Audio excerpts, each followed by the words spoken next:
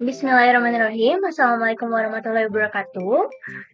Baik, hari ini kami akan mempresentasikan tugas kelompok di mana kelompok kami beranggotakan ada Siti Rahmakim, ada rekan saya juga Ahmad Ramadan, lalu ada Nur Fajri Barudin. Di sini kami akan mempresentasikan tugas kelompok dengan mata kuliah analisa dan desain perangkat lunak, di mana dosen pengampunya ada Ibu Nurdiana Handayani. Nah, untuk tugas kali ini, kami akan mempresentasikan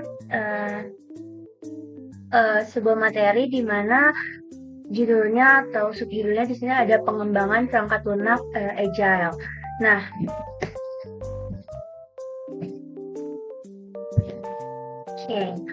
di sini kita pasti harus tahu dulu untuk perangkat agile Linux itu apa, di mana agile atau ini adalah sebuah sebuah metodologi dalam pengembangan software yang didasarkan pada proses pengerjaan berulang yang terdiri dari aturan dan solusi yang disepakati. Metode ini juga dilakukan dengan sistem kolaborasi antar tim secara terstruktur dan terorganisasi, di mana untuk metode agile ini juga memfasilitasi kolaborasi erat antar anggota tim dan pemangku kepentingan, memastikan bahwa perangkat lunak yang dihasilkan nanti dapat beradaptasi dengan cepat terhadap perubahan kebutuhan penggunaan dan kondisi pasar. Prinsip-prinsip agile ini mencakup fokus pada interaksi individu, lalu ada perangkat lunak yang berfungsi kolaborasi dengan pelanggan dan kemampuan untuk merespon perubahan. Nah, sebenarnya agile ini tujuan utamanya apa? Yaitu sebenarnya memberikan produk yang berkualitas secara cepat melalui pengembangan yang berulang atau iterasi, di mana tim bekerja secara kolaboratif untuk terus memperbaiki dan menambah fitur produk. Nah, sebenarnya salah satu pengimplementasian untuk Agile sendiri yang paling populer ini adalah Scrum, di mana Scrum ini kalau misalnya kita cari lagi ya Scrum itu apa, dia adalah kerangka kerja manajemen proyek yang membantu tim untuk bekerja sama menyelesaikan masalah dan mengelola pekerjaan secara kolaboratif. Nah, di mana Scrum-nya ini mengorganisasi pekerjaan dalam siklus yang disebut sprint. Biasanya berlangsung antara 2 hingga 4 minggu. Jadi setiap sprint dimulai dengan perencanaan, dimulai dan diakhiri dengan review serta retrospektif atau evaluasi. Oke, selanjutnya di sini manfaatnya akan dilanjutkan oleh rekan saya, ada Ahmad Ramadan, silakan. Baik, di sini saya akan jelaskan manfaat menggunakan Agile. Jadi setelah kita mengetahui apa itu Agile, kita juga harus mengetahui manfaat menggunakan Agile sebelum menerapkan dalam proses pengembangan perangkat lunak. Jadi berikut ini ada beberapa manfaatnya. Jadi manfaat yang pertama yaitu meminimalisir adanya risiko. Jadi risiko kegagalan pengembangan seringkali menghantui para pemilik bisnis yang menginginkan adanya pembaruan pada perangkat lunak mereka. Untungnya, risiko tersebut dapat dengan mudah diminimalisir dengan menggunakan metode ini. Terus ada manfaat kedua yaitu meningkatkan kolaborasi antar tim. Untuk menerapkan setiap jenis Agile Development Method membutuhkan kerjasama antar tim developer dan dengan stakeholder. Sebab tim developer akan memiliki kendali penuh terhadap produk atau proyek yang sedang mereka kerjakan. Sehingga manfaat ini menggunakan Agile secara tidak langsung dapat berdampak baik pada kolaborasi antar tim developer. Jadi dalam proses ini, perubahan dalam kebutuhan pelanggan dapat developer terima dan integrasi dengan lebih baik. Terus juga ada manfaat yang ketiga yaitu fleksibilitas. Karena tingkat fleksibilitas yang tinggi dalam konsep apa itu Agile, tim developer harus mampu menyesuaikan urutan prioritas tugas sesuai dengan perubahan kebutuhan bisnis atau pengguna. Terus juga penggunaan metode ini membuat pembisnis dapat berinovasi dan menghadapi tantangan bisnis dengan eksekusi yang lebih cepat. Terus ada manfaat yang terakhir, yaitu manfaat yang keempat, yaitu meningkatkan kualitas. Jadi manfaat menggunakan metode agile yang terakhir adalah mendorong adanya pengujian dan perbaikan yang berkelanjutan sepanjang proses pengembangan, sehingga mutu produk ini atau proyek memiliki kualitas yang tetap terjamin. Begitu juga tim developer juga akan lebih mudah dalam mengidentifikasi kesalahan yang mungkin terjadi selama proses pengembangan. Lalu mereka juga dapat memperbaikinya secepat mungkin jika menggunakan metode ini. Oke, di sini ada slide 5, itu akan dijelaskan oleh Mas saya itu Rahma. Silakan Rahma. Oke, selanjutnya yaitu ada jenis dari pengembangan dalam agile itu sendiri. Nah, yang pertama ada metode Scrum. Nah, metode ini merupakan salah satu kerangka metode yang paling populer dan banyak digunakan karena sangat berfokus pada pengembangan perangkat lunak kompleks. Metode jenis ini menggunakan pola berulang yang bernama sprint yang berlangsung selama 2 hingga 4 minggu. Nah, setiap tahapan metode agile ini membutuhkan peran dari beberapa tim yang dapat menyesuaikan diri terhadap perubahan dengan cepat, termasuk perannya sebagai berikut. Yang pertama ada product owner, lalu ada scrum master, lalu ada development team, seperti programmer, UX designer, dan lain-lainnya. Lalu yang kedua ada metode Kanban. Nah, metode ini adalah salah satu jenis pendekatan yang memanfaatkan elemen visual dalam prosesnya. Metode jenis ini membantu Anda untuk melihat dan mengelola alur kerja pada setiap aktivitas secara lebih jelas dan transparan. Nah, Kanban board terbagi menjadi 3 tahap, yaitu to do yang artinya belum dikerjakan, lalu ada in progress yang artinya sedang dikerjakan, lalu ada done yaitu selesai. Nah, berkat Kanban board, tim developer bisa bekerja secara lebih efisien serta memungkinkan fleksibilitas dalam penambahan atau pengurangan pekerjaan yang sedang berlangsung. Lalu yang ketiga ada Crystal Methodology. Nah, Crystal Methodology ini adalah sejenis kerangka kerja yang mengembangkan perangkat lunak yang termasuk dalam jenis-jenis agile. Nah, metode ini sangat cocok digunakan apabila Anda memiliki tim yang sangat kecil untuk mengerjakan proyek berskala kecil dan menengah. Metode ini juga memungkinkan Anda untuk mengembangkan perangkat lunak dengan menekankan komunikasi yang baik antara anggota tim untuk meraih tujuan yang Anda inginkan.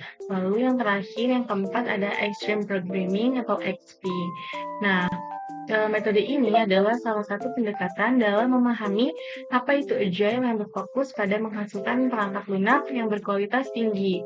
Nah, lantaran tuntunan tersebut, setiap tahapan metode agile ini membutuhkan kolaborasi antar tim yang erat dan proses pengembangan yang cukup ketat. Lalu presentasi selanjutnya akan dibawakan oleh teman saya, yaitu Fajri.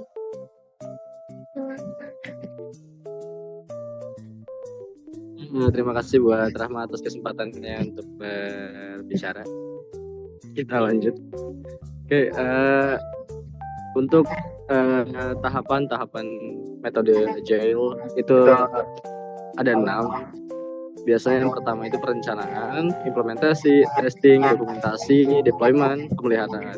Adapun kalau kita bahas satu-satu, yang pertama perencanaan. Biasanya di tahap perencanaan ini metode agile yang pertama adalah perencanaan.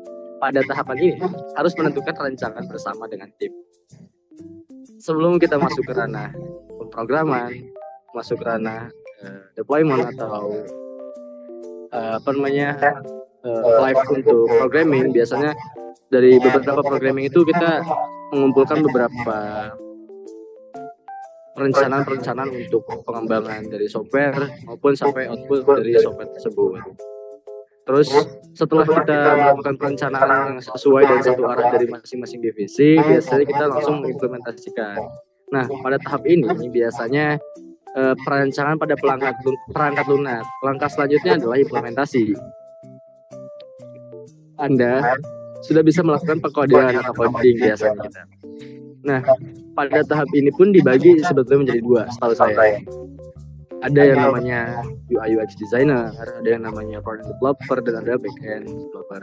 Jadi pada tahap ini pun ada 3 tahap sebetulnya. Jadi setelah perencanaan, baik itu perancangan untuk desain, setelah perancangan desain itu kita menggunakan perancangan software atau front end, di mana kita mengkonvert sebuah kode menjadi salah satu program.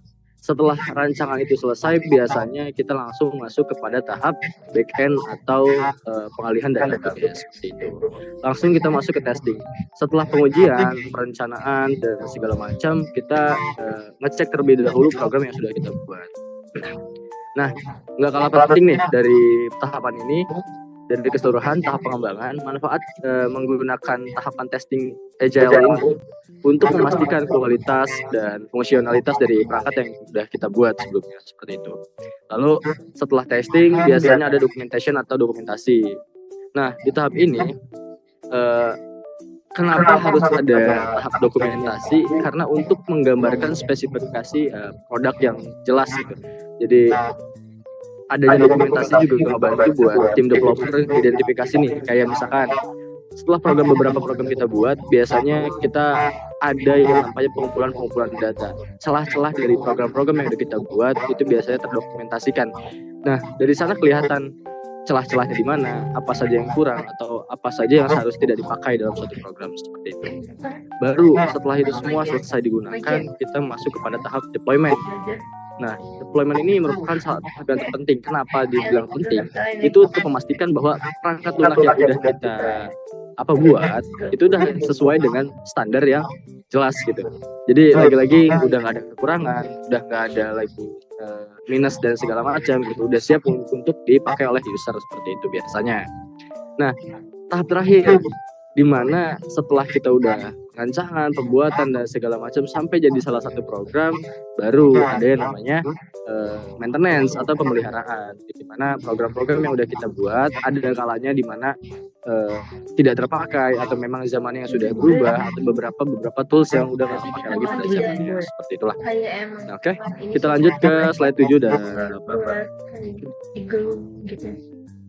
Ya, kok gede kayak Untuk penerapan metode agile, misalkan kayak gini, sebuah tim ini mengembangkan sebuah perangkat lunak menggunakan metode Scrum. Proyeknya biasa dipecah menjadi sprint selama 2 minggu. Selama sprint dimulai dengan pertemuan perencanaan di mana tim dan product owner itu mendefinisikan sebuah tujuan sprint. Tim ini memilih tugas yang akan diselesaikan dan menambahkannya ke papan Scrum. Selama sprint atau selama pengerjaan gitu, singkatnya, anggota tim ini bekerja pada tugas mereka. Jadi contoh tadi beberapa yang udah saya buat, ada front-end developer, back-end developer, dan desain untuk beberapa pencatatan. Nah, selama sprint ini anggota ini bekerja pada satu tugas. Mereka bertemu dalam pertemuan, biasanya tergantung ya, ada yang mingguan, harian, atau bulan, tergantung checkpoint dari masing-masing programmer. Nah, stand up untuk berbagi kemajuan dan tantangan. Setelah 2 minggu sprint berakhir dengan pertemuan peninjauan di mana hasil pekerjaan ditampilkan kepada stakeholder biasanya. Kemudian suatu tim ini melakukan stock perspektif untuk mengidentifikasi apa yang berhasil dan bagaimana dan apa yang bisa ditingkatkan lah, seperti itu. Nah, pendekatannya biasanya memungkinkan buat tim beradaptasi dengan perubahan kebutuhan, menghasilkan produk yang lebih baik dan setiap iterasi. Dengan menggunakan Scrum ini biasanya tim dapat memberikan nilai yang lebih tinggi kepada klien dan mencapai keberhasilan proyek yang lebih besar, seperti itu. Oke, mungkin sekian. Nanti untuk slide selanjutnya untuk kesimpulan dan penutup bisa langsung dibahas oleh Cekwita Delia. Terima kasih. Oke, baik. Terima kasih banyak untuk rekan-rekan yang sudah mempresentasikan materinya dengan baik. Kita masuk ke akhir sesi di mana kesimpulan dari materi yang kita bawain. Nah, untuk kesimpulannya sendiri, setiap metode agile ini memiliki pendekatan dan praktik yang sedikit berbeda. Tetapi mereka semua berbagi nilai-nilai dasar seperti kolaborasi, responsif terhadap perubahan, dan pengiriman produk yang berharga. Dengan berlakunya metode pengembangan agile, Ini dapat menjadi acuan untuk pada tim developer. Dalam pemilihan metode agile ini juga tergantung pada kebutuhan dan karakteristik proyek yang nanti akan dibawa atau dikerjakan. Oke, untuk penutupannya. Baik, mungkin sekian dari kelompok kami untuk presentasinya. Mohon maaf bila ada kesalahan. Terima kasih. Wassalamualaikum warahmatullahi wabarakatuh.